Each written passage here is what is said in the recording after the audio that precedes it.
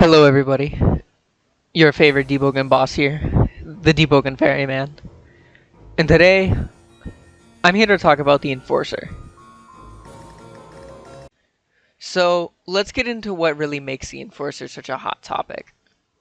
At his core, he's a fundamentals check, here to see whether you've learned all the game's mechanics or not. Let's check some of these out.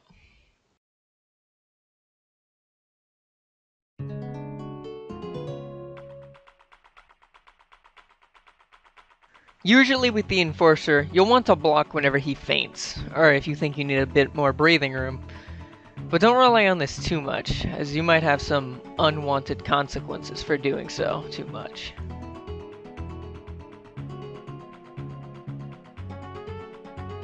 The Enforcer is pretty simple when it comes to pairing, as he uses an assortment of heavy weapons. You see him swing, you press F. You hear him feint, you hold F.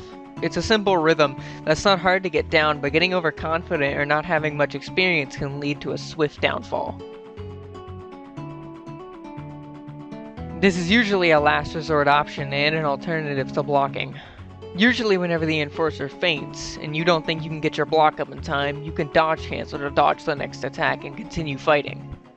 Sounds easy, right? Well, that's 'cause he is. The Enforcer isn't really supposed to be a hard fight, as he's mostly just supposed to be a skill check. Mostly. Well, that's besides the point. My take on this, I don't really believe the Enforcer needs a buff. I believe he's perfectly fine as is, and most people seeking a challenge will say otherwise, but those people can just do Hell mode. But if they really believe the Enforcer needs a buff that badly, just wait for Layer 2 to come out. That's where I believe the challenge for them will be.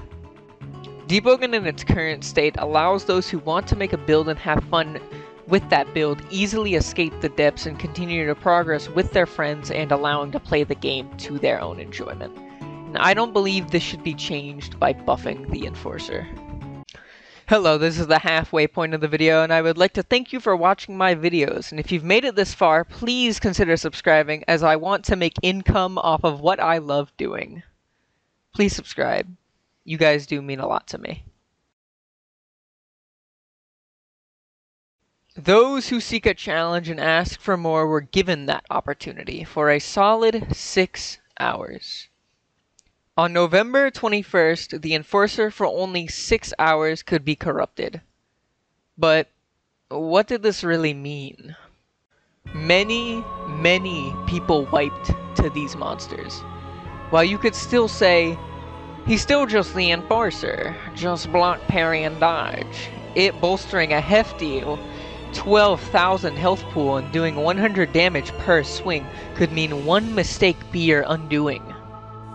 They got their Enforcer buff, and they sure paid for it, even being unrestorable for a good hour or two, despite being a bug. The Depths Trial should be untouched. It's fine as is, and with Layer 2 coming, escaping will likely be way more difficult than leaving the first layer. The Enforcer does not need to be affected, as he can continue to be a menace to those first-time players who want to experience the game without requiring to fight the Primadon in the Depths Trial. The corrupted Enforcer taught us a lot. One of them being the Enforcer is fine.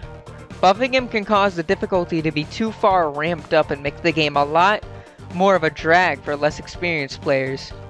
Deepwoken should be a fun experience for everybody. If you think otherwise, please do tell me why in the comments. And if you agree, leave a like. And if you disagree, you may also leave a dislike.